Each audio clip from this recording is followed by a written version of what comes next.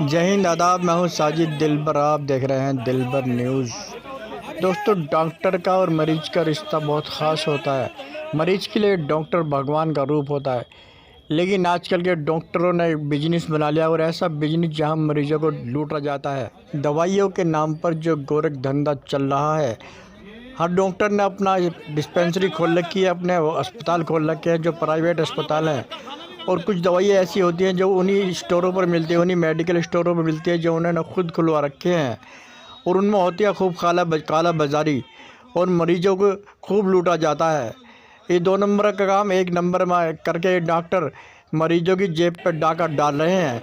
ऐसा ही मामला मेरठ से प्रकाश में आया है। न्यूटीमा अस्पताल है। जी हाँ, हम बता दें आपको, सरदाना विधायक अतुल प्रधान एक मरीज को लेकर जब वहाँ पहुँचे, समाजवादी से सरदाना के विधायक अतुल प्रधान जब वहाँ पहुँचे और उन्होंने डॉक्टर से बात की, तो एक गरीब किसान का उन्होंने इतना ख़तरनाक बिल बना रखा था जो बेचारा उस बिल को देने में असमर्थ था। जब अतुल प्रधान ने डॉक्टरों से बात की तो डॉक्टरों ने उनकी भी बात नहीं मानी। अतुल प्रधान ने ऐसे काला बाजारी करने वाले डॉक्टरों के खिलाफ अपनी आवाज़ उठाई, और उन गरीबों की आवाज़ बनकर उन्होंने अमर अनशन पर कलेक्टर पर बैठ गए, जहां उनके सहयोग में जन सैलाब उमड़ उठा। हर वर्ग के, हर तबके के लोग वहां उनके साथ अमर अनशन पर बैठ गए, जहां प्रशासन ने उनको काफ़ी परेशान किया। लेकिन अतुल प्रधान ने क्या कि हम हर परेशानी का सामना करने के लिए तैयार हो। इस तरह की काला बाजारी जब तक ख़त्म नहीं होगी, जब तक हम अनशन से नहीं उठेंगे। लेकर ये मुद्दा सिर्फ एक है, जो कमजोर गरीब किसान आम आदमी की जेब पर डाका डाला जा रहा है। एक तरीके से चोरी और लूट की जा रही है प्राइवेट अस्पतालों के नाम पर। जहां सरकारी अस्पतालों में इलाज बेहतर नहीं मिल पा रहा, वहां पर इलाज सुनिश्चित नहीं हो पा रहा, उसके कारण से लोग प्राइवेट अस्पतालों में जाते हैं।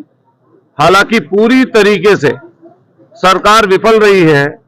अभी डेंगू के इलाज में टाइफाइड, चिकनगुनिया चला, ऐसा कोई गांव नहीं है जो पूरे के पूरे गांव में बुखार ना आए हो। हमारे कपसार के भी साथी कई यहां पर हैं, बैठे हैं, और आसपास के एक गांव में तो 60 लोगों की जानें चली गई। प्रशासन पूरी तरह विफल रहा। पूरे प्रदेश में कोरोना से भी ज्यादा मौतें हुई, और सरकारी आंकड़े में लगभग 30,000 लोगों को डेंगू माना। असल में तो हुआ लाखों लोगों को, जाने गई हजारों में। लेकिन उसके बावजूद भी प्रशासन नहीं चेता, और प्रशासन का जो काम करने का तरीका था वो सीधा ये था कि प्राइवेट अस्पतालों की तरफ चले जाइए। और जहां प्राइवेट अस्पतालों की तरफ लोग पहुंच रहे थे, तो प्राइवेट अस्पतालों में इस समय जांच के नाम पर, दवाइयों के नाम पर, विजिट के नाम पर, और तमाम तरीके से एक ऐसा काकस बना हुआ है जिसमें लाखों लाखों के बिल वसूल लिए जा रहे हैं। जनता हलकान फिर रही है। लोग जब भी नहीं बच पा रहे, उसके बाद में मौतें हो जाती हैं। फिर ऊपर से उनका व्यवहार बहुत खराब है। हमारा सीधा कहना है कि प्रशासन बंदोबस्त करे ऐसे लोगों का जिनके साथ ऐसी जाति हो रही है। और हम आईएमए के साथियों से कहना चाहते हैं कि हमें और आपको मिलकर, जितनी फर्जी लैब चल रही है, फर्जी तरीके से अस्पताल खुले हुए हैं, एक डॉक्टर कई कई जगह प्रैक्टिस कर रहा है, एक डॉक्टर के नाम पर कई कई जगह लैब खुली हुई है, एक डॉक्टर के नाम पर कई जगह एमआरआई सेंटर खोले गए हैं, एक डॉक्टर के नाम पर कई कई अलग अलग लोग ऑपरेशन कर दे रहे हैं। हम उसके खिलाफ यहां पर बैठे हैं, और आईएमए के साथियों से हमारा कहना यह है कि आप हमारी मदद करिए इस प्रोग्राम में। और ये आंदोलन, ये जनता का आंदोलन है। ये पूरे मेरठ, फिर प्रदेश और फिर देशव्यापी ये आंदोलन चलेगा। ये आवाज जनता की है, और ये जनता की तरफ से हम सभी, चाहे कोई किसी जात का है, किसी धर्म का है, पंथ का है, किसी क्षेत्र का है, क्योंकि समस्या एक जैसी है। और अगर किसी दल का भी है, अभी आप देखेंगे यहाँ लोकदल के साथी बैठे हैं, समाजवादी पार्टी के अध्यक्ष बैठे हैं, भीम आर्मी के अध्यक्ष बैठे हैं, आम आदमी पार्टी के जिला अध्यक्ष बैठे हैं, किसान संगठनों के लोग आए हुए हैं, छात्र नेता यहाँ पर हैं। यहाँ पर अलग अलग जात के संगठनों भी हमारी भागीदारी हमें दे रहे हैं। मेरा ये आंदोलन, क्योंकि मैं खुद अमर अनशन पर रहूंगा, मैं तमाम साथियों से रिक्वेस्ट करूंगा, पत्रकार साथियों से भी, कि आपने हमारी बहुत इस आंदोलन में मदद की है। क्योंकि हम पीड़ित व्यक्ति की तरफ से हैं, आप सब लोग भी इस मेरठ के रहने वाले हैं, और यहीं पर अच्छी चीजें हों, बेहतर चीजें हों, उसके लिए हम और आप सब लोग प्रयास कर रहे हैं। और ये लड़ाई कैसे आगे बढ़े, उसमें आपके सहयोग की जरूरत हम लोगों को पड़ेगी। तो मैं आपसे अपनी ईमानदारी, क्योंकि लोकतंत्र में शांतिपूर्वक अपना प्रोटेस्ट करने का अधिकार हम लोगों का है, लेकिन प्रशासन ने मुझे पता चला सुबह ही कि यहाँ पर हम लोग ग्रामीण अंचल के लोगों के लिए पूरी सब्जी बनवा रहे थे, भंडारा, क्योंकि लोग सहयोग करेंगे भंडारा चलेगा, तो उसको प्रशासन के लोगों ने रोक दिया। हम लोगों ने, कई लड़कों ने जो होर्डिंग पोस्टर लगाए उसको उतरवा दिया सरकार के लोगों ने। अभी पता चला कि माइक पर भी पाबंदी लगा रहे हैं। हमने कहा ये अनशन चलेगा, ये आंदोलन चलेगा, और जब तक हम में दम है तब तक चलेगा। अच्छा, आपकी एक नर्सिंग होम वर्सेज अतुल प्रधान हुआ था, उन्होंने आपके खिलाफ रिपोर्ट दर्ज कराई जिसमें आपके खिलाफ चार्जशीट हुई, तो ये पर्सनल से लेकर अब देखिए ऐसा है, पर्सनल जब भी कुछ नहीं था। मैं अपने बच्चे का इलाज कराने वहां पर नहीं गया, मैं अपने घर वालों का किसी का अपना इलाज कराने उनसे फ्री में नहीं गया था।